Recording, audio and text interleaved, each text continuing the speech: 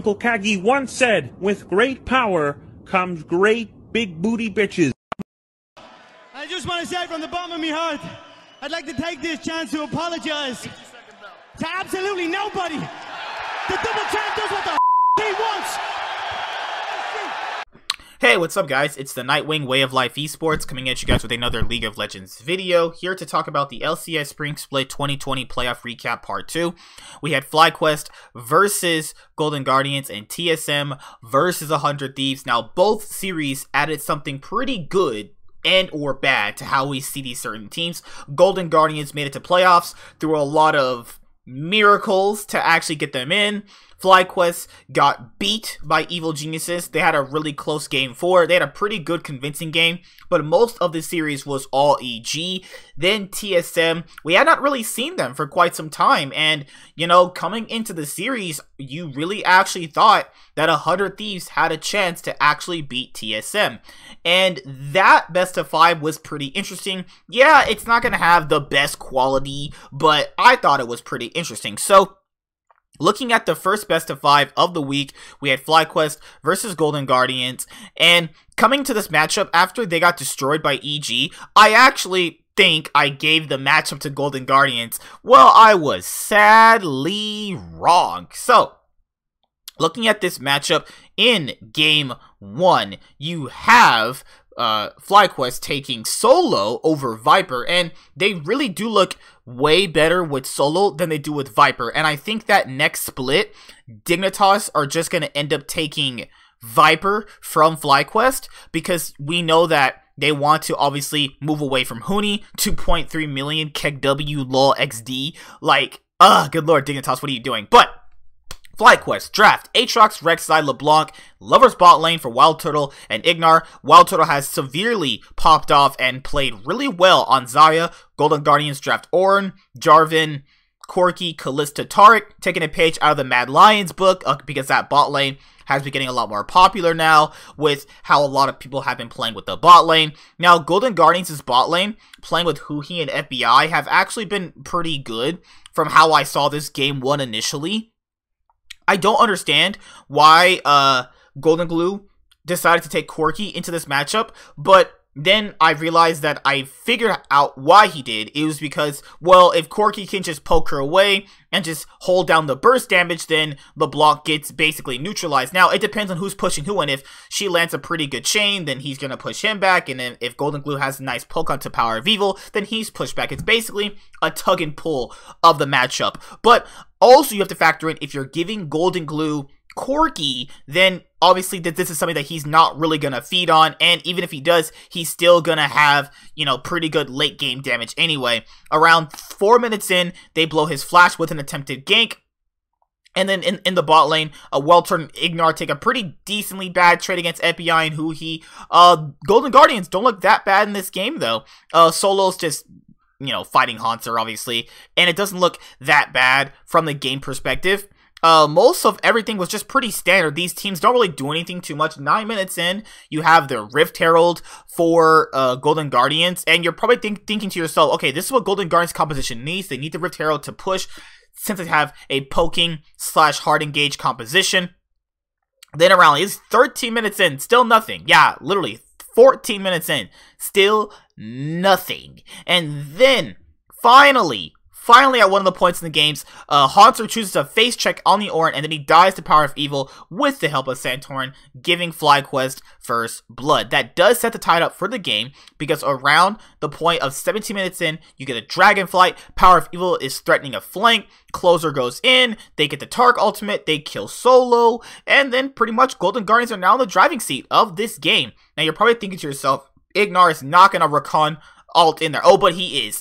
They knock up FBI and instantly blow him up. Wild Turtle just starts wrecking with the feathers on the Xayah. That's been his best champion all split. Give him Xayah. FlyQuest win. And if FlyQuest want to beat TSM moving forward and upset them, they're going to have to give Wild Turtle FlyQuest, and TSM are either going to have to ban it or they're going to have to take it away themselves, because we know that Kabe is also really strong at also playing the Xayah. And it's basically even at this point in the game at 19 minutes in, but later on during the game, it's actually still even. The team fights are back and forth. The team fights relatively go both teams' way. It's about 35 minutes in. It's 9-9. The Corki's dealing some massive damage. One pick in one of the fights lets FlyQuest get 2 inhibitors. Then they're pushing more. And then after that, they get another inhibitor. The Oran Horn goes down. Then you have them trying to chunk out Ignar.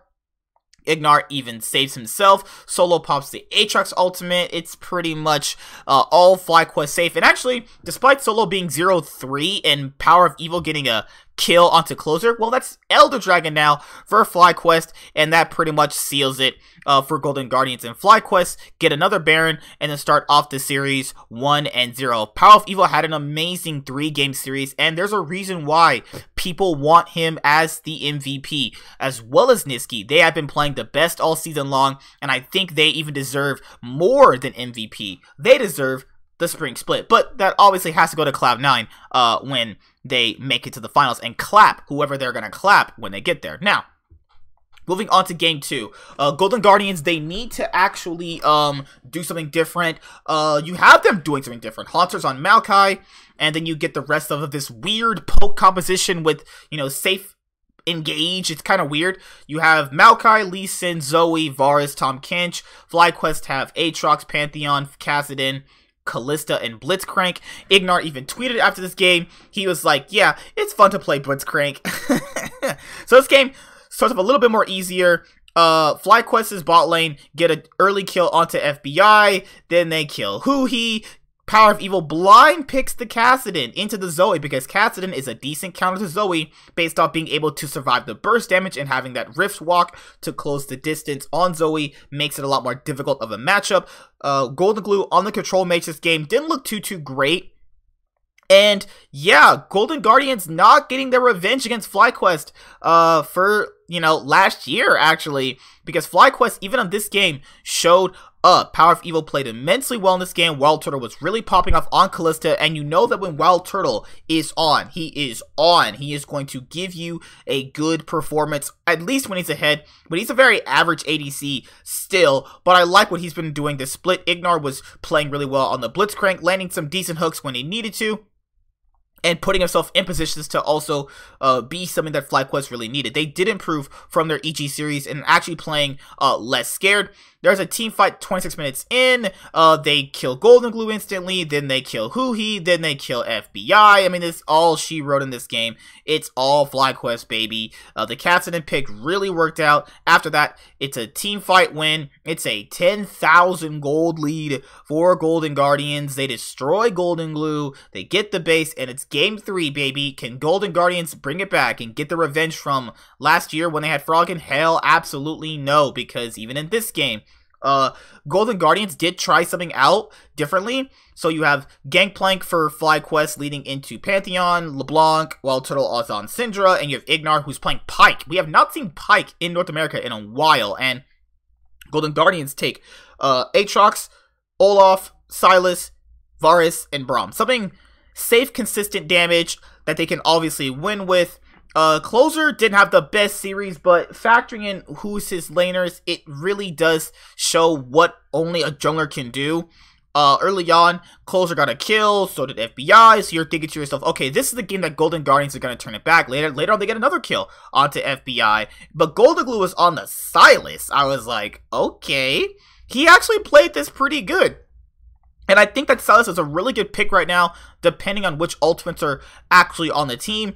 Later on, during a dragon fight, around 16 minutes in, Golden Guardians are taking a dragon. Wild Turtle actually steals it out over the wall with a Syndra Q. Power of Evil gets 2 kills. Oh, Golden Guardians, it's all bad. It's all bad. This series was all FlyQuest. I mean, I'm trying to make this seem like a lot more better than it was. This game was a stomp after a while. Golden Guardians tried some stuff out. They got aced. Yeah, and their season is over. They are out. The team that had Keith support, who I think should have not even been the playoffs, because they did play like a 10th place team. They made it. I mean, this is nothing to be proud of, making it to playoffs and then getting 3-0. If they had at least won a few games and made it close, I think a lot more people would be, you know, a lot more respectful of it. but it's like they weren't that good, and rightfully so. If the other teams who were clearly better than them played better, then they wouldn't be here either. I think next split for Golden Guardians, I don't think they'll be in the playoffs personally. I think that the better teams with the better players will synergize a lot more effectively, and then we'll see them obviously outperforming this team, because there's a lot of weaknesses on Golden Guardians in general. But now we move on to the all-key matchup that people are waiting for, 100 Thieves versus TSM. And starting off in game 1, TSM definitely wants to show that they are not a team you want to obviously mess with. In the draft phase, TSM, with the lovely drafting they have, which is Aatrox, Gragas, Corki, Varus, and Tahm Kench, 100 Thieves take Auron, Jarvan, Orianna, Misfortune, Nautilus. Now, TLDR for the rest of the series that I'm going to talk about right now is Stunt plays most of the games on Nautilus, if not all, and Cody's son really did look good on Misfortune. Now, someone actually asked me, why do you think that they only put them on those specific champions? Maybe that's what they were winning mostly on scrims with, so, you know, you gotta always go with that. If that's what you're winning with, you don't want to always mess with that, because that could mess with something that you don't need to. Like, if you give them a pick they're not really comfortable on, and then they underperform on it, then that, you know, that's easy game 1 loss, and that one game that you could have won because of that pick could throw you off. Meteos tries to gank Bjergsen around a minute in. Gets Bjergsen's flash. To be fair, this game was decently slow for a little bit there. TSM tried to gank someday around 5 minutes in. They kill Meteos, but to be fair, looking at it from this perspective, from Meteos dying to Broken Blade, who got first blood, holy moly, it was TSM after this, because Broken Blade was playing really insanely well on the Aatrox. He gets 2 kills, and already you know, with Broken Blade that far ahead, he can definitely carry the game. Later on, they do have a team fight where Stunt dies in the mid lane, 9 minutes and 58 seconds in.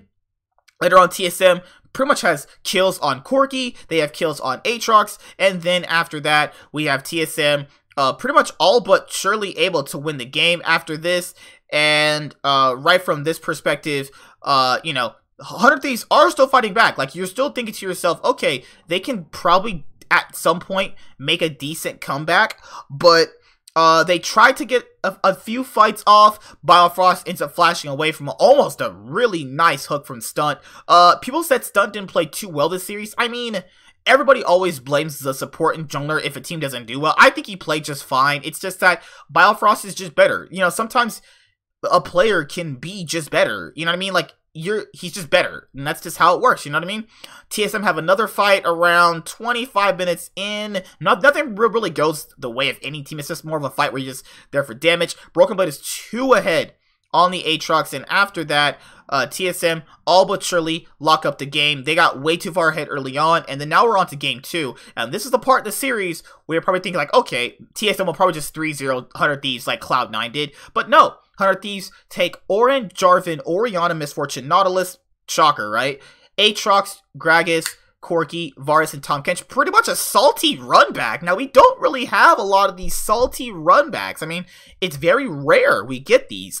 I remember the first salty run back was when 2016 CLG versus SKT in the MSI Finals. Then we had it randomly in the NNA, and then randomly again, we have it in North America. So, a salty run back, actually. And it goes TSM's favor early on with the mid-jungle 2v2. Like I said before, I think Dardoch and Broken Blade are better as a 2v2 than Meteos and Someday. There were very, very clear things in this series why, and it's shown how Meteos and Someday work. They don't have the best synergy, and I think Dardoch and Broken Blade really did show how they have the better synergy. Looking back now, I think that that's something they need to work on, is mid, top, and jungle synergy.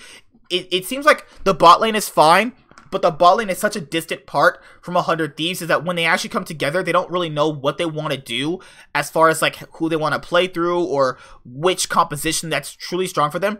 Around 6 minutes in, Stunt almost gets ganked with Cody's son, but later on they spot it out, and then he doesn't die. Later on, 100 Thieves start fighting back. It looks like it's going to be a game for TSM, but no. Ryoma has an insanely good pop-off game with the Orianna.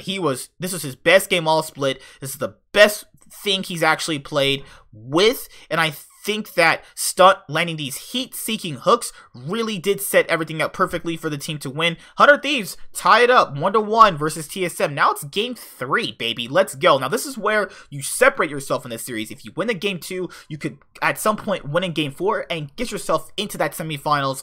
Now TSM switching up the draft. They're like, all right, let's go with the Pantheon. Olaf Bjergsen's going to be on his Azir, something he's fisted Ryoma in the ass with before. And then you have Kalista, and then Taric, then you have Someday leading his team with the Set, Gragas, Ryoma's on Victor, Cody Sun, Nautilus, sorry about that. Cody Sun and Stunt are on the, you guessed it, MF Nautilus. So, early on in Broken Blade, 1v1 Someday. The top 3 top laners, Licorice, Broken Blade, and Someday. Yeah, Broken Blade solo kills him. He's bullying Someday this early on. And this early of a lead with Broken Blade, Bjergsen, and Dardoch, you're thinking, alright, TSM, this is your game. They even dive Someday, 12 minutes in, and then he dies. Like, this is not a game for 100 Thieves. But then, just like the time before the split ended, 100 Thieves start crawling back. They start crawling back. They start getting a pick here or there. They start setting up the waves properly. I'm like, okay, they haven't rolled over and died yet. 100 Thieves, they win another team fight. They pick somebody off. Then, later on, they win 2 fights. They get a Baron. Did TSM seriously throw this? Yes, they did. They literally threw a lead where their top mid and jungler were all ahead, the strongest players on the team, and then they actually threw.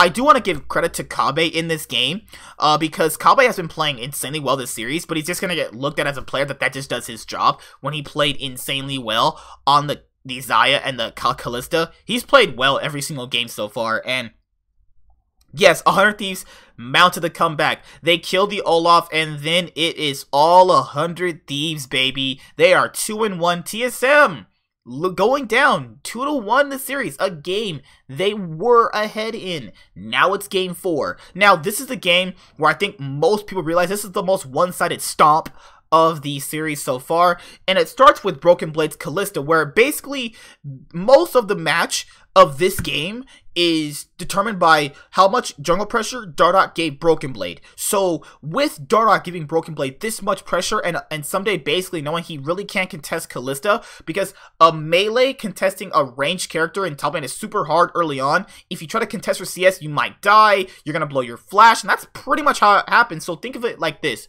It's like a Vayne fighting a Darius. You guys know how that matchup goes if you're a top lane main, you know? Yes, it is definitely a lot harder than most people are anticipating. It is extremely hard, and it proves too much for them. Like, literally, 2 minutes in, Broken Blade has 13 CS, somebody has 2.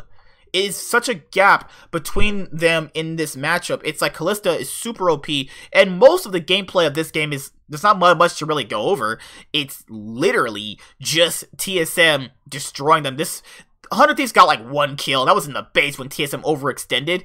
But yeah, it's all TSM in this game. Cue the Silver Scrapes. We are on to game 5. Now in game 5, 100 Thieves could and should have won. Why I say could? Because TSM won. You gotta give them credit. 100 Thieves in the lead most of the game. Looking back how it ended, looking at the goal graph, 100 Thieves were winning. There were certain things that they did in the game that really screwed them over. So they definitely stopped Dardoch from getting his aggression on, but they let Bjergsen do too much damage to certain carries where they didn't need to take that much damage. Kabe got really far ahead in the Xayah, despite, you know, just being albeit just lane pressure. In lane pressure, it was just Kabe was at 149 CS when Cody was at 84. I mean, they just by laning wise, because remember, Dardoch and Meteos do not gank for bot lane. It is basically just them on each other. Kabe beat him in this game, but it wasn't showing it that far. Later on, 100 Thieves flanking TSM. 15 minutes in, they get a kill on Dardoch, but Ryoma goes down, so that means that there's one less carry. Kabe playing out of his mind this game. The most underrated person in TSM at the moment is Kabe, playing absolutely incredible. 100 Thieves, 4 for 1 for, you know, TSM to all fall right there. 100 Thieves only lose 2. The compositions for this game is, you guessed it, for the bot lane for 100 Thieves, but it's Set, Sejuani, Victor, Misfortune, Nautilus. Yeah, 5 games of MF Nautilus. TSM are like, I don't care what you take in that bot lane, you're not going to win. Gangplank, Jarvan, Zoe, Lover's bot lane for TSM. And, you know, Cody Sun played the team fights really, really incredible.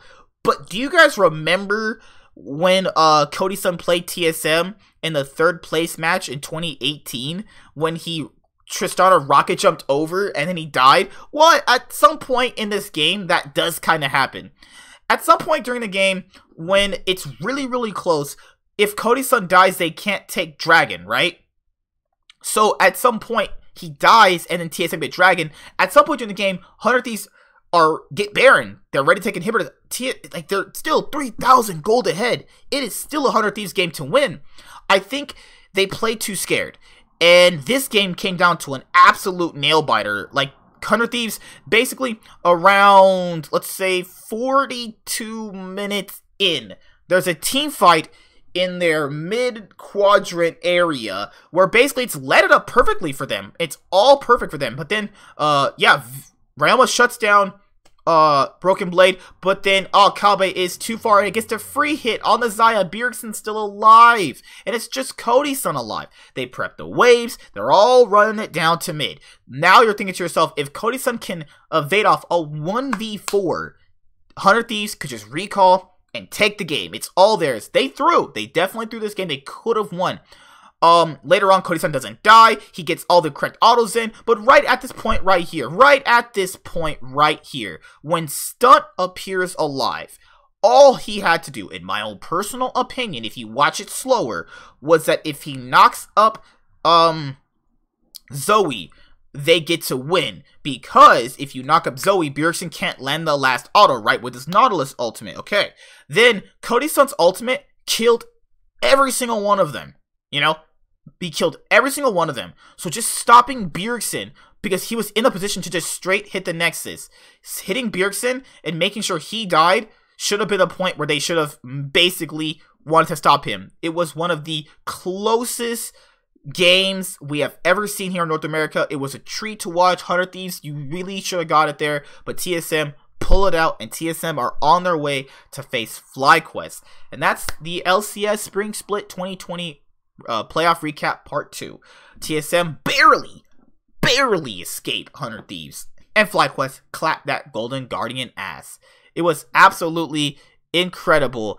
I wonder if I can actually play audio at this current moment in time. I wonder if I can. Let me see. Might be the game. No. Cody Sun's got to find a way to kill these minions. Cody Sun with no bullet time. So close. 1v4. It is 10 seconds on Stunt.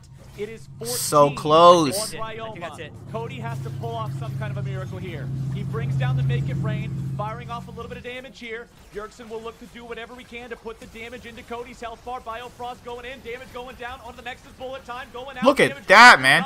Oh my god. Right there. All Nautilus. Oh, if he just got his Nautilus ultimate on Bjergsen, they win. Cody Sun's ultimate literally butt-fucked them. All. It's crazy, man. This was an ending I was like, oh, are they really gonna do it? Are you serious? No bullet time. Stands 1v4. It is 10 seconds on Stunt. It is 14 I think on it's it. Ryoma. I think that's it. Cody has to pull off some kind of a miracle here. He brings down the Make It Rain, firing off a little bit of damage here. Bjergsen will look to do whatever he can to put the damage into Cody's health bar. Biofrost going in, damage going down. On the Nexus, bullet time going out, damage going through. Kabe's dealing. Oh my god! Down. Oh my goodness, Bjergsen will. Wow. Crazy. That's. See you guys later. Like, comment, subscribe, most of all, enjoy. I'm the Nightwing, Way of Life Esports, signing out. Hi there, guys. Be sure to like and subscribe to the channel for more stuff. Yeah, thank you.